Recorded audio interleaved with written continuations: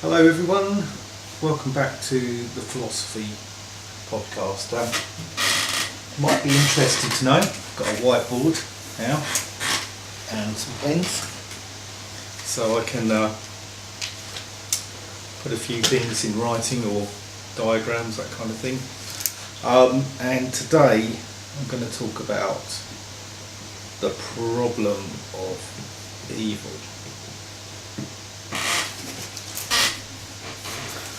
And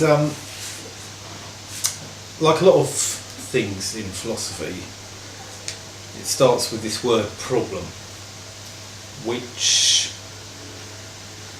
kind of sets it up as sort of something that's seen as a kind of ongoing, very difficult problem to solve. And it has been.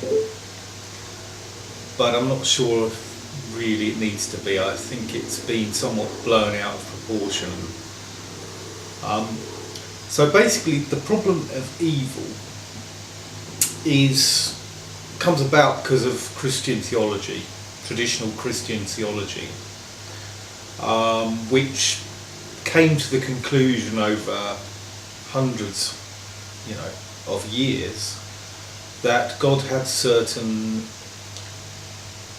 properties, certain characteristics to be called God. Now obviously God has to be the first and foremost cause of everything, because if not then there's some kind of cause that caused God.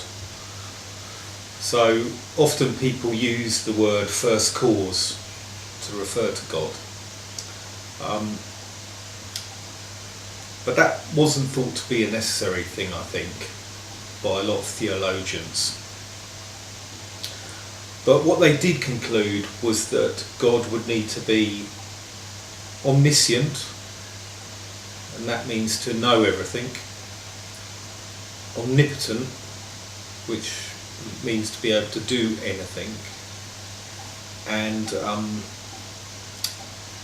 omnipresent, which means to be everywhere at all times and spaces.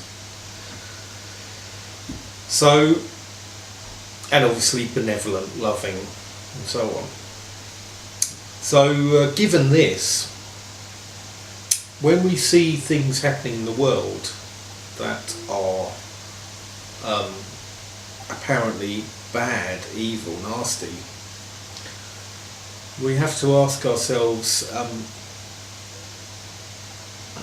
why does this being who has all this power obviously knows about what's happening, because they're omniscient, they're omnipotent, and they've got the power, they've got the benevolence, they've got the knowledge, why don't they do something about it?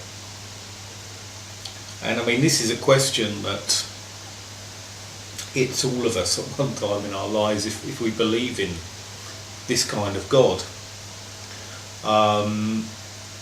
where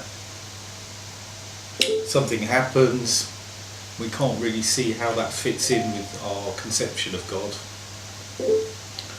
So we start to doubt the existence of God. So this is a very, very powerful argument against the existence of the type of God that theologians have defined. And I think there's other arguments as well. If we look at omniscience as a property,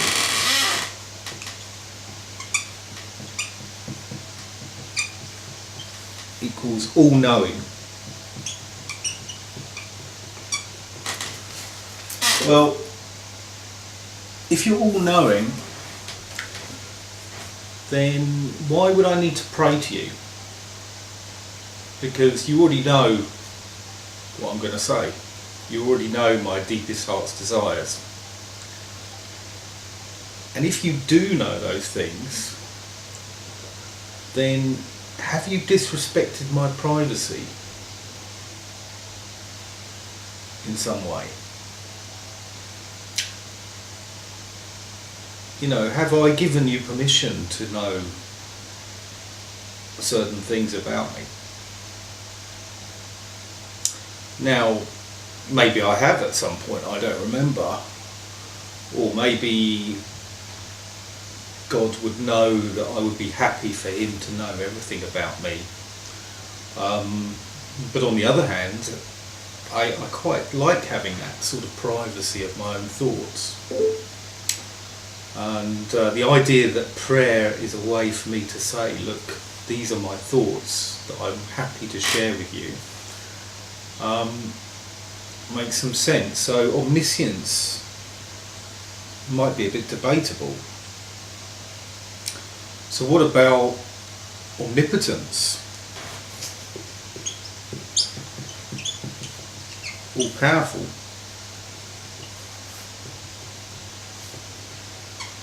Well, if God is all powerful, what does that make me? What does that make you? What does that make a bird flying through the sky? You know, if the bird chooses to go somewhere, surely that's a power. That's a power it has to choose. If I choose to make this video, that's my power, and if I choose not to, that's within my power. So, but if God has all power, then do I have any power then? I suppose that would make sense if, like some thinkers would say, God is all beings and all things in existence. Then of course omniscience, omnipotence and omnipresence, that God is everywhere, does make sense. But if in any way a human being such as myself, such as you, are separate, in any way separate, and that doesn't matter whether it's a so-called illusion of separation or not. An illusion of separation is separation as well. You can't have an illusion of separation without some actual separation. So,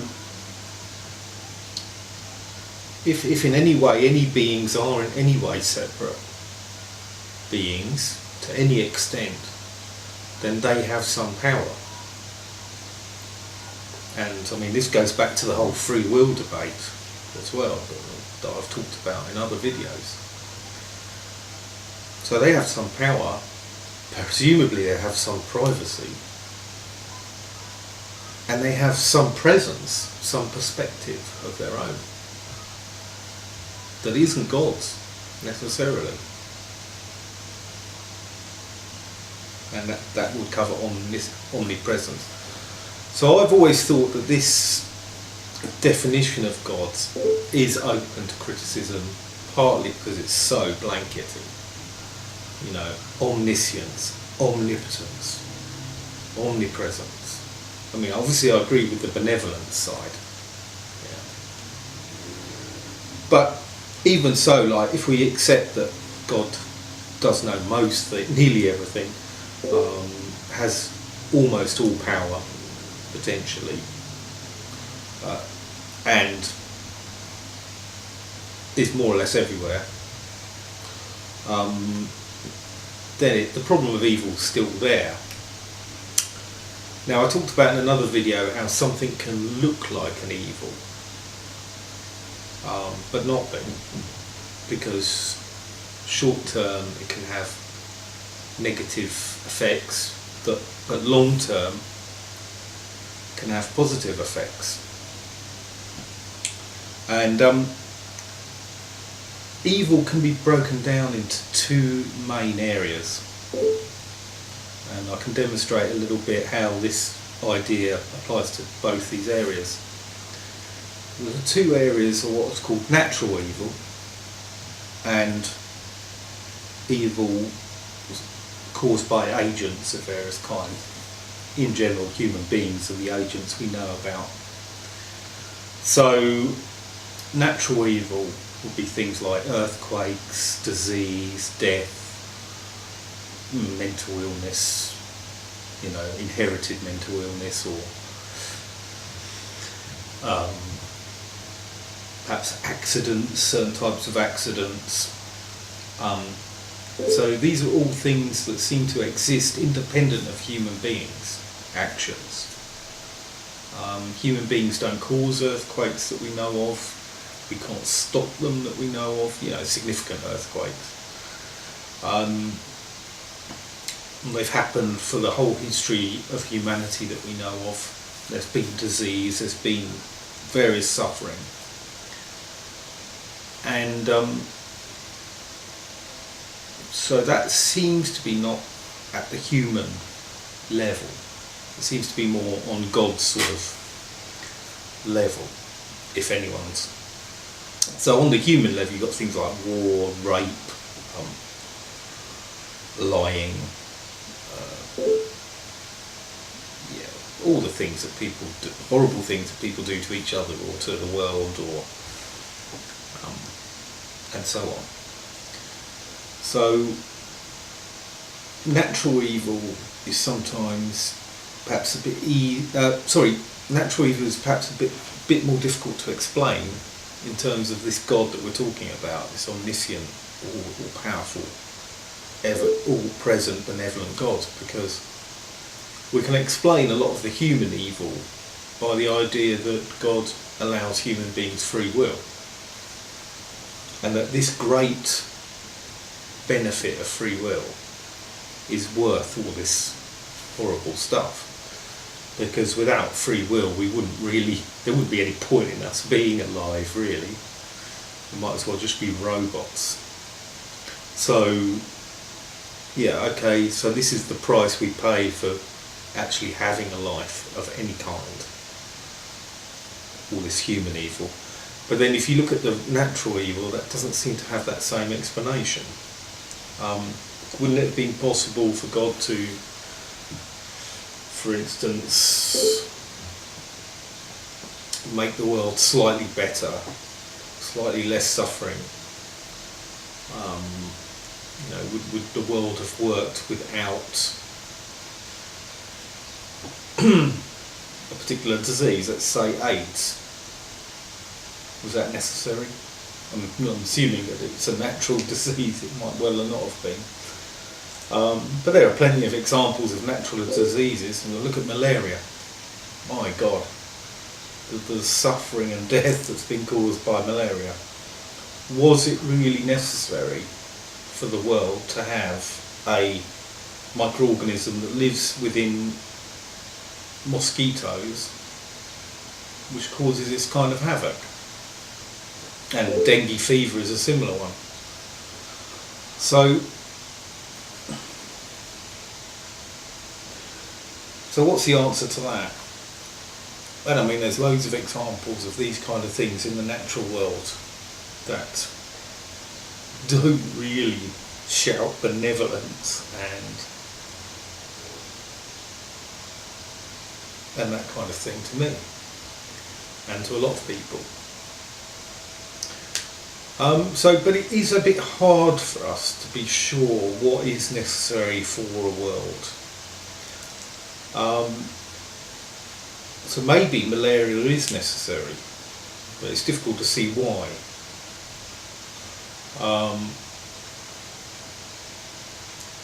And perhaps a general reason why things like this might be necessary. I'm sorry if you can hear the computer beeping. I'm not sure what's going on with it. But we can see why these things might be necessary, because perhaps God foresaw, and whenever I talk about God, I'm talking about source, or I'm talking about Allah, I'm talking about the deity who we assume exists. We really don't always know this. I'm not saying I always know it, and if you don't always know it, you don't know it. So maybe the deity, source is a good word, I think, knew that human beings would reach a certain level of technology and of understanding of the world, and so set up the world so that it made sense from a scientific point of view. Because otherwise we would have reached a certain level of technology. Suddenly we would have looked at the world using our new tools and technology, and we would have said, oh, this doesn't make sense as a world. There's no, there's all these things missing. What, it's not a natural world. It's not doesn't hang together. It's not logical. Whereas, in fact, what's happened we've looked at the world and it does hang together. It makes sense. It looks like evolution is what causes things like malaria to exist. That any niche, any potential niche that life can find, it will find it and exploit it, and it doesn't really care what it does to the other organisms that are exploited. And if those organisms can't evolve their way out of that exploitation, they'll be killed and destroyed. And new organisms will arise.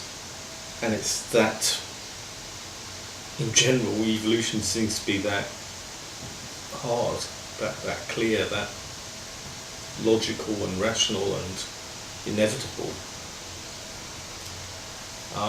So perhaps an explanation for that is that God wanted the world to make sense to us.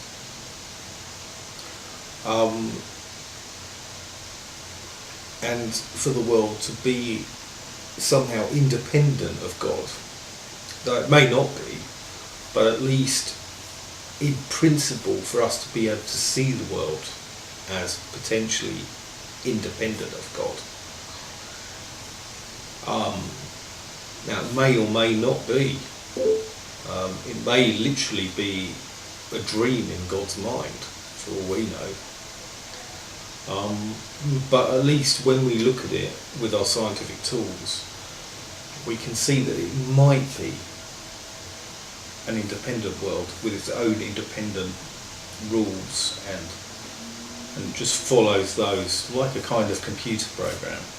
And in fact, some scientists often talk about the world as being very compatible with a computer program.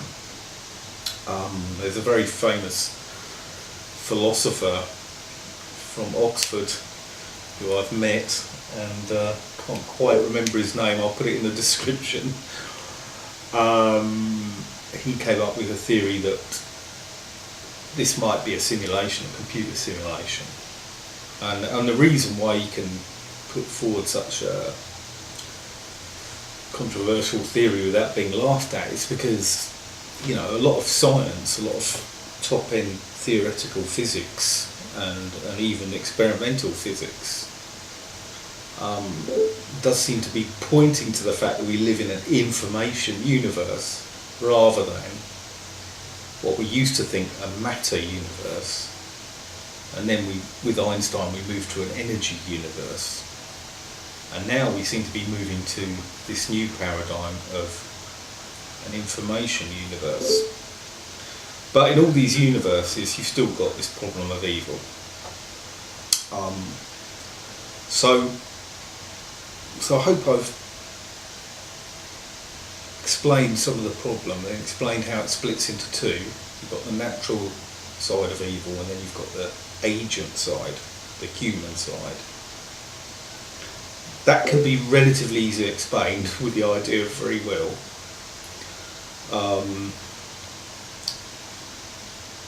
And in a way, free will can then affect the natural evil side as well, as I've described, in that it would compromise our freedom if the world wasn't rational at this point now in our development. So perhaps that's why it's like that. That's why it's so like it is, so hard and rational and just follows rules. And it may not, of course, there may be little flaws in it that we wouldn't necessarily see. But we can also see that there's a lot of hard, rational stuff going on in the world, like evolution, which is like nature red in claw and teeth and claw. I mean, it's a war in some ways for some animals. Not for us, fortunately. But yeah, so that's the problem with evil. I'll be interested to hear some of your thoughts, and I'm sure I'll be following up on this at some point. So thanks for watching, and see you again soon, I hope. Bye.